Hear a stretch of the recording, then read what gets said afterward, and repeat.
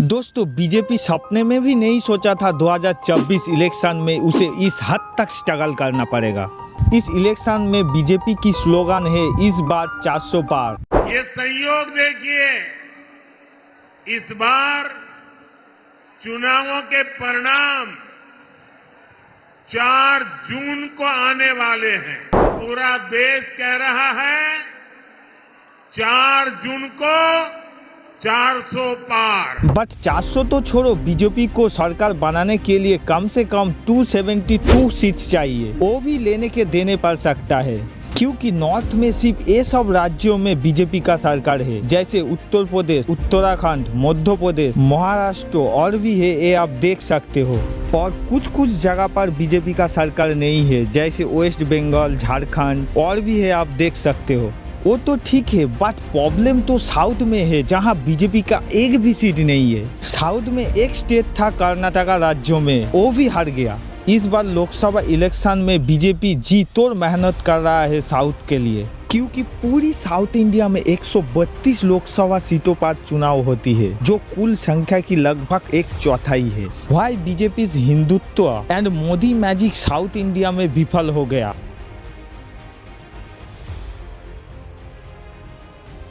दोस्तों इसका सीधा कारण है दक्षिण भारतीय लोग धर्म से ज्यादा भाषा और जातीय पहचान की आधार पर एकत्रित होती है। तमिलनाडु जैसे राज्यों में जाति की राजनीति थोड़ी बहुत भूमिका निभाती है, इसलिए वहाँ पर बीजेपी 5 साल सत्ता में भी थे।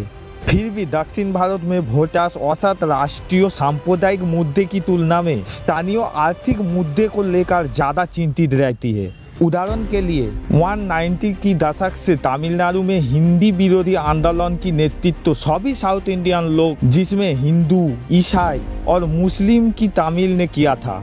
सीएम एमके स्टालिन ने विशेष रूप से वर्तमान हिंदी विरोधी मोर्चे की नेतृत्व करके राजनीति की विरासत को जारी रखा है। ये वही सीएम है जिसका बेटे उदयनिधि स्टालिन ने हिंदू धर्म को मच्छर, डेंगू, मलेरिया और कोरोना जैसे बीमारियों की बराबर बताया था। सीएम एमके स्टालिन सेंटर की बढ़ती हिंदू समर्थक नीतियों के खिलाफ विरोध करने वालों में से सबसे आगे रहा है। इतना ही नहीं, पिछले साल AR रहमान, एक प्रसिद्ध बॉलीवुड गायक ने तमिल भाषा और संस्कृति की प्रशंसा करते हुए एक इमेज पोस्ट जारी किया था। और एक साउथ इंडियन स्टेट केरल में कम्युनिस्ट पार्टी CPM ने मिनिमम वेतन को दुगना करने, बुनियादी वस्तुओं के लिए खरीद कार्ड बनाने और स्थानीय व्यवसायों और बुनियादी ढांचे में बड़ी पैमाने पर निवेश जैसे अपनी विशाल आर्थिक योजनाओं के कारण लगभग 3 बार वोटर्स का दिल जीता है। इतना ही नहीं, 221 में CPM ने केवल 8 सीट और हासिल की, बल्कि राज्यों में बीजेपी की एकमात्र सीट भी खत्म कर दिया था।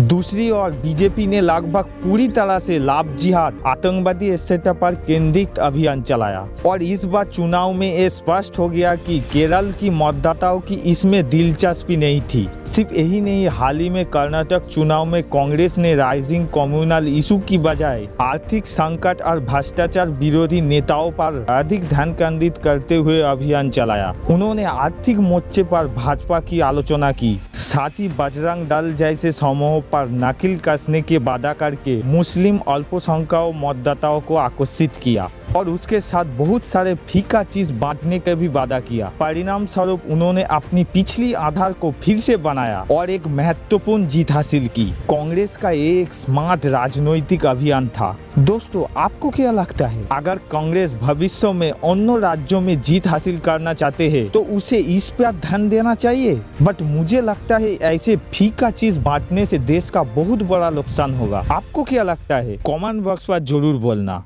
और कांग्रेस धार्मिक राजनीति में बीजेपी को नहीं हरा सकते, इसलिए उन्होंने आर्थिक विकास और आर्थिक मुफ्त सुविधाओं पर अधिक ध्यान देने की आवश्यकता पड़ी। कई पॉलिटिक्स मानता है कि आर्थिक योजनाओं, लैंग्वेज राजनीति और स्थानीय मुद्दे को प्राथमिकता देने चुनाव जीतने का उपाय है। और उत्तर भारत का कई राजनेताओं का मानना है कि मंदिर, लाभजहाद, मोगल और मस्जिद चुनाव जीतने की उपाय है। दोस्तों आपको क्या लगता है? कमेंट बॉक्स पर जरूर बोलना। और ये वीडियो अच्छा लगा तो वीडियो को लाइक, सब्सक्राइब और बेल आइकन दबाना मत भूलना आने वाले वीडियो का नोटिफिकेशन पाने के लिए। चलिए मिलते हैं नेक्स्ट वीडियो पर, तब तक के लिए टाटा, जय हिंद।